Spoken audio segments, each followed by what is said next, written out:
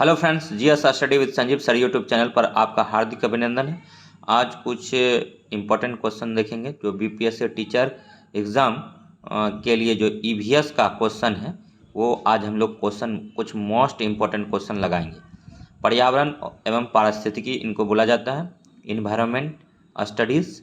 तो ये ज्योग्राफी का भी टॉपिक होता है, तो ज्योग्राफी भी हम कराएंगे, लेकिन फ़िलहाल हम पर्यावरण कंप्लीट करेंगे क्योंकि इसका वेटेज बहुत ज़्यादा होने वाला है। यूपीएससी में भी इसका वेटेज बहुत ज़्यादा है।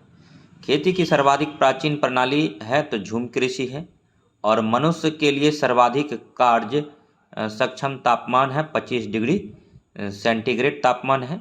मनुष्य के लिए सर्वाधिक कार्य सक्षम आर्द्रता है तो 60% आर्द्रता है। और धारणीय व अस्थायी विकास अवधारणा का सर्वप्रथम प्रतिपादन किसने किया था? तो ब्रेट लैंड ने किया था। और धारणीय विकास संबंध रखता है नवनियतिवाद अवधारणा से। और सतत अस्थायी विकास शब्द का सर्वप्रथम प्रयोग किया था IUCN ने। IUCN जैसे कि हम लोग जानते हैं इसका मुख्यालय ग्लांड में है, और IUCN जो है मतलब लुप्त जो हो रहा है वातावरण से जीव जंतु, उनको रेड लाइट के द्वारा जारी करता है, रेड डाटा बुक के द्वारा जारी करता है, रेड डाटा बुक के द्वारा जारी करता है। पर्यावरण निश्चयवाद के प्रतिपादन थे तो कार्ल रिटर थे। पर्यावरणीय पारिस्थितिकी तंत्र में एक टिकाऊ जैव समूह कहलाता है तो संक्रमण यानी इकोटोन कहलाता है। ये मोस्ट इम्पोर्टेंट है। और धारणीय विकास की दृष्टि से विद्युत उत्पादन का सबसे अच्छा स्रोत है तो जल विद्युत है। इकोलॉजी शब्द का सर्वप्रथम प्रयोग किया था अनरेस्ट हैकल ने किया था। इंजाइम क्रियाशीलता का सर्वोत्तम ताप है 25 डिग्री से 35 डिग्री सी। वनस्पतियों के सड़ने से कौन सी गैस निकलती है? तो मीथेन निकलता है। मीथेन को CH4 गैस बोलते हैं, मीथेन को मास गैस बोलते हैं। गोबर में मीथेन गैस पाया जाता है, गोबर गैस में मीथेन गैस पाया जाता है। गोबर गैस का खोज CB देसाई ने किया था। और मीथेन जो है दलदलीय स्थान, धान की भूसी, गन्ना का खेत, और जहाँ पर सुअर पाला जाता है वहाँ जो कीचड़ उठ जाता है उसमें भी मीथेन गैस का सोर्स पाया जाता है। और नेक्स्ट क्वेश्चन है, पौधे के सभी पोषक तत्वों से युक्त कार्बनिक पदार्थ है तो ह्यूमस है। भारत में अवनालिका अपर्दन से सर्वाधिक प्रभावित क्षेत्र है मालवा का पठार है।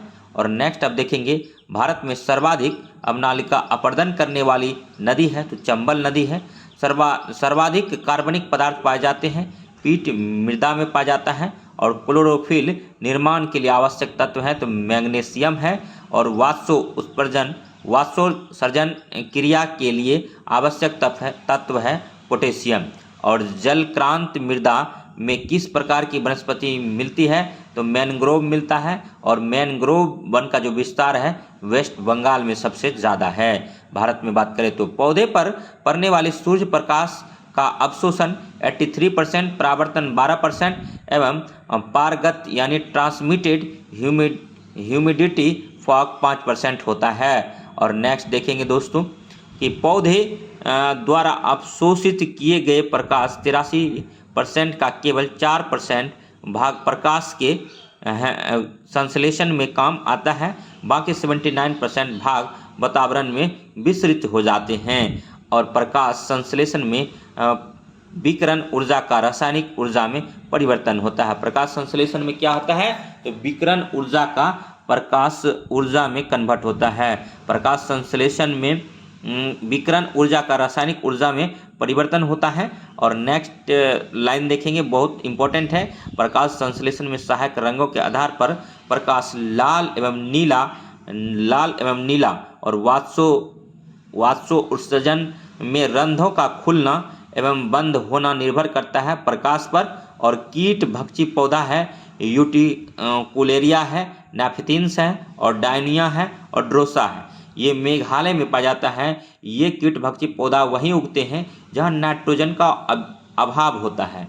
और नाइट्रोजन जो स्थिरीकरण करता है तो दलहनी वर्ग के पौधों के जड़ों में राइबोजियम नामक जीवाणु नाइट्रोजन का स्थिरीकरण करता है। तब नेक्स्ट वीडियो देखने के लिए हमारे GS study with Sanjeev sir YouTube channel से बने रहिए। लाइक कीजिए, सब्सक्राइब कीजिए। हम जो है आपको ईवीएस कंप्लीट कराएंगे। ये ईवीएस जो है बेसिक स्तर से लिया गया है। प्रकाश द्वारा पौधे में निर्माण होता है, विटामिन ए और केराटिन का होता है। प्रकाश द्वारा पौधे के किस हार्मोन को नियंत्रित किया जाता है, तो ऑक्सीन को किया जाता है। दीर्घ दीप्तिकाली लॉन्ग डे प्लांट है, तो पालक है, गेहूँ, जौ इत्यादि है। और अदीप्तकाली शॉर्ट डे प्लांट है, तो सोयाबीन है और जेंथियम है। सोयाबीन प्रोटीन का सोर्स है, पालक जो है लोहा का सोर्स है। और नेक्स्ट देखेंगे प्रकाश उदासीन होता है, तो टमाटर, मिर्च, सूरजमुखी और कपास। और नेक्स्ट देखेंगे प्रकाश संश्लेषण क्रिया में जल का ऑक्सीकरण होता है और जल का सूत्र H2O होता है। और नाइट्रोजन का उपयोग कर पौधे प्रोटीन संश्लेषण एवं न्यूक्लिक अम्ल का निर्माण करते हैं। और मृदा संगठन के बारे में आप जानते हैं, ह्यूमस तथा कार्बनिक पदार्थ 5 से 10% होता है, खनिज पदार्थ 40 से 45% होता है, मृदा जल लगभग 25% होता है, मृदा वायु लगभग 25% होता है। और उष्ण कटिबंधीय मृदा यानी ट्रॉपिकल सॉइल में कार्बनिक पदार्थों की मात्रा कितनी होती है, तो सॉइल में जो है मात्रा बहुत कम होती है। और नेक्स्ट देखेंगे दोस्तों मृदा जीव है, तो मृदा जीव है जीवाणु, कवक, शैवाल, केचुआ, घोंघा, मेढक, कीड़े हैं। और किसानों का मित्र कहा जाता है, तो सर्प एवं केचुआ को किसानों का मित्र कहा जाता है। याद रखेंगे किसानों का मित्र किसे कहा जाता है, तो सर्प और केचुआ को कहा जाता है। और नेक्स्ट है अम्लीय मृदा का पीएच मान होता है 7.0 से कम होता है, क्षारीय मृदा का पीएच मान 7.0 से अधिक होता है, और उदासीन मृदा का पीएच मान 7 होता है, और उदासीन जल का मान जो है 7 होता है। याद रखेंगे। और नेक्स्ट है कि सोयाबीन ऊपर में हम पढ़ाएं, तो सोयाबीन का उत्पादन भारत में मध्य प्रदेश सबसे ज़्यादा करता है, पूरे विश्व में बात करें तो अमेरिका सबसे ज़्यादा करता है। नेक्स्ट है चूना मृदा में उगने वाले पौधे को कैल्सिकॉल कहते हैं। परजीवी पौधा है अमरबेल है और लॉरेंथस है और ओरोबेका है और वेलेनोफेरा है। और रफलेसिया और सबसे बड़ा फूल होता है, ये भी इसी में आता है। और पर्ण मूल परजीवी जो है ओरोबेकी है। और आंशिक मूल परजीवी जो है चंदन है। पूर्ण स्तंभ परजीवी अमरबेल है। और अमरबेल जो है अक्सर आप देखने को मिलता होगा कि आम के पेड़ पर अमरबेल होता है, लेकिन ये जो है ये परजीवी पौधा होता है। आंशिक स्तंभ परजीवी जो है लॉरेंथस एवं विस्कम है। नेक्स्ट अब देखते हैं कवक और शैवाल मिलकर लाइकेन बनता है। लाइकेन जो वायु प्रदूषक का सूचक है। और नेक्स्ट अब देखेंगे सहजीवी पौधा लाइकेन एवं नाइट्री कारक जीवाणु। लाइकेन बराबर मतलब लाइकेन जो बनता है मिलकर कवक और शैवाल मिलकर बनता है। और माइकोलॉजी में कवक का अध्ययन करते हैं, बायोलॉजी में शैवाल का अध्ययन करते हैं। याद रखिएगा। मृतोजीवी पौधा जो है ईस्ट म्यूकस राइजोपस पेंसिलियम और कुकुरमुत्ता मोनोट्रोपा न्यूट्रिया आदि हैं। कीटभक्षी पौधा उन स्थानों पर उगते हैं जहां नाइट्रोजन की कमी होती है, नाइट्रोजन का अभाव होता है। और पारिस्थितिकी यानी निके शब्द का प्रयोग सर्वप्रथम ग्रीनलैंड्स ने किया था। और परितंत्र यानी इकोसिस्टम शब्द का सर्वप्रथम प्रयोग A.G. टांसले ने किया था। और नेक्स्ट है सभी उपभोक्ताओं में गुण पाया जाता है, परपोषी गुण पाया जाता है। और जीवीय एवं अजीवीय घटकों में संबंध स्थापित करते हैं, अब घटक करते हैं। और खाद्य श्रृंखला में ऊर्जा का प्रवाह होता है, एक दिवसीय होता है। पारिस्थितिकी तंत्र में ऊर्जा मापने की इकाई है ऊष्मा है। उत्पादक अब प्रोड्यूसर के बारे में जानते हैं। सभी हरे पौधे फाइटोप्लैंक्टन शामिल ये स्वपोषी होते हैं। याद रखेंगे उत्पादक जो होते हैं ये स्वपोषी होते हैं, ये अपना भोजन खुद बनाते हैं। और उपभोक्ता जिसे कंज्यूमर कहते हैं अपना भोजन उत्पादक अथवा उपभोक्ताओं से प्राप्त करते हैं। सभी उपभोक्ताओं परपोषी होते हैं, शाकाहारी, मांसाहारी एवं सर्वाहारी प्रकार के होते हैं। प्रथम श्रेणी के उपभोक्ता याद रखेंगे अपना भोजन उपभोक्ताएं पौधे से प्राप्त करते हैं, ये शाकाहारी होते हैं जैसे गाय, बकरी, हिरन, खरगोश, घोड़ा, टिड्डा। लेकिन एक बात याद रखेंगे मनुष्य शाकाहारी नहीं होता है, चाहे वो कितना बड़ा संत क्यों ना हो। मनुष्य जो है सर्वाहारी होता है। और मनुष्य अब नेक्स्ट देखेंगे द्वितीय श्रेणी उपभोक्ता कौन होता है, ये अपना भोजन प्रथम श्रेणी उपभोक्ताओं यानी शाकाहारी को खाकर प्राप्त करते हैं। ये मांसाहारी होते हैं जैसे मेढक, बिल्ली, भेड़िया। तृतीय उपभोक्ता देखेंगे, तृतीय श्रेणी के उपभोक्ता कौन होते हैं? ये द्वितीय श्रेणी के उपभोक्ता मांसाहारी से अपना भोजन प्राप्त करते हैं। इसमें मांसाहारी एवं सर्वाहारी होते हैं, सिर, चीता इत्यादि। और अपघटनकर्ता जो है ये जटिल कार्बनिक पदार्थों का अपघटन करते हैं और ये उत्पादक एवं उपभोक्ताओं के मृत शरीर का अपघटन करते हैं और इन्हें प्रकृति का मेहतर कहा जाता है, कवक एवं जीवाणु। और नेक्स्ट आप देखेंगे, अगर वीडियो अच्छा लग रहा हो तो लाइक कीजिएगा, सब्सक्राइब कीजिएगा और शेयर कीजिएगा। तो इसी प्रकार का वीडियो देखने के लिए हमारे GS study with Sanjeev sir YouTube channel को सब्सक्राइब कीजिएगा। और सब्सक्राइब करेंगे तभी हम आपको कंप्लीट करा सकेंगे। खास करके 1 to 5 का जो टीचर्स बीपीएससी द्वारा आयोजित किया जाएगा उसका फुल सिलेबस कंप्लीट करेंगे। प्रत्येक पोषण तल पर कितने प्रतिशत ऊर्जा जैविक क्रियाओं में उपयोग की जाती है? तो 90%, केवल 10% ऊर्जा अगले पोषण स्तर में जाती है। अमोनिया का सूत्र NH3 होता है। अमोनिया की नाइट्राइट एवं नाइट्रेट में रूपांतरण की प्रक्रिया कहलाती है, नाइट्रीकरण कहलाता है। और नेक्स्ट देखेंगे, नेक्स्ट जो है कि पारिस्थितिकी तंत्र में ऊर्जा का 10% नियम दिया गया है, लिंडमैन के द्वारा दिया गया। पारिस्थितिकी तंत्र में ऊर्जा का 10% नियम दिया गया है, लिंडमैन के द्वारा दिया गया है। समस्त पृथ्वी की शुद्ध प्राथमिक उपभोक्ता कितना है? तो प्राथमिक उपभोक्ता की बात करें 320 ग्राम शुष्क प्रति वर्ग शुष्क भारत में है, प्रति वर्ग मीटर प्रति किलोमीटर है।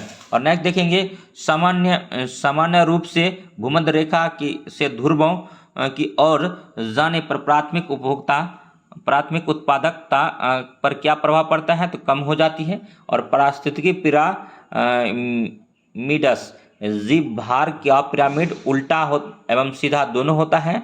यह उत्पादकों एवं उपभोक्ताओं के भार के संबंध को दर्शाता है। और नेक्स्ट देखेंगे, दर्शाता आधार में उत्पादकों का भार, शीर्ष पर उपभोक्ता का भार। और नेक्स्ट, वन एवं घास स्थल का पिरामिड सीधा होता है। याद रखेंगे, वन एवं घास स्थल का पिरामिड जो होता है सीधा होता है।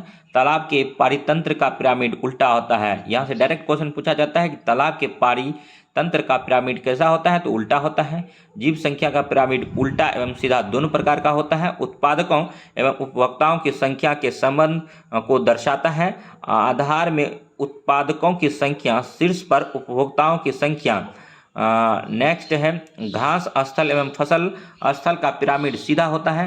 पेड़ के पारितंत्र का पिरामिड उल्टा होता है। संचित ऊर्जा का पिरामिड पारितंत्र के विभिन्न पोषण स्तरों के जीवधारियों द्वारा प्रयोग में लाई जा रही ऊर्जा का संपूर्ण मात्रा का बोध कराता है। ऊर्जा का पिरामिड सदैव सीधा बनता है। ये पॉइंट बहुत इंपॉर्टेंट है, कई एग्जाम में आया है। ऊर्जा का पिरामिड सदैव सीधा होता है।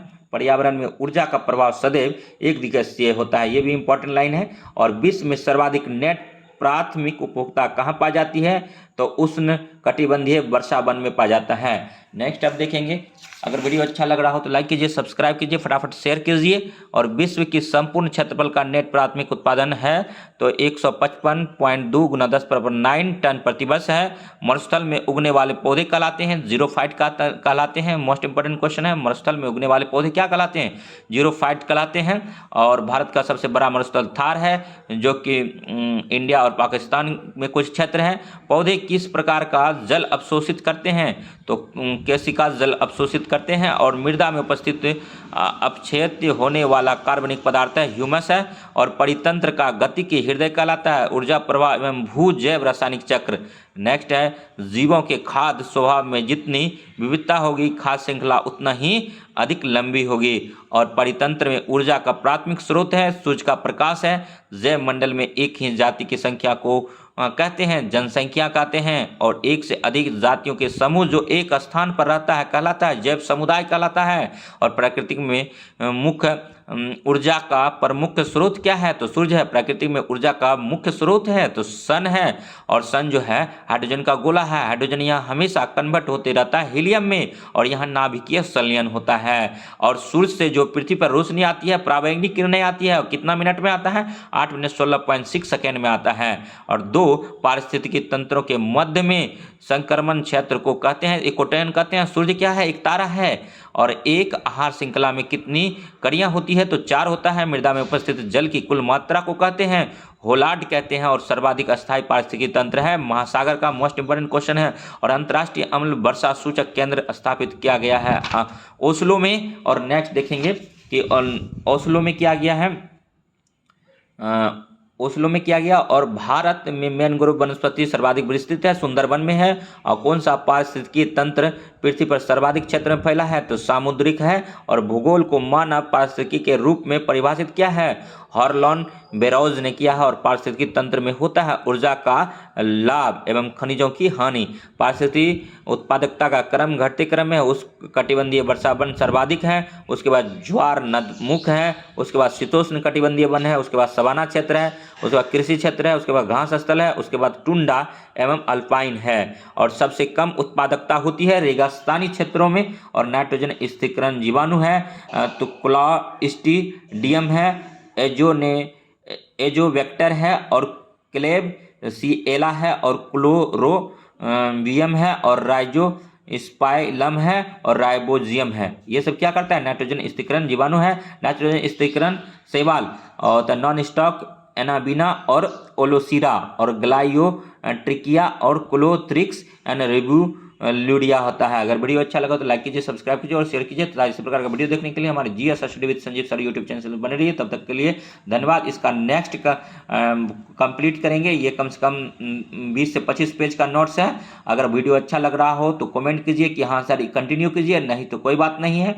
और ये जो है ईवीएस का था, तो क्वेश्चन कैसा लगा कमेंट कीजिए और फटाफट शेयर कीजिए। हम और भी सब्जेक्ट का वीडियो लाएंगे। तब तक के लिए धन्यवाद। जय हिंद, जय भारत।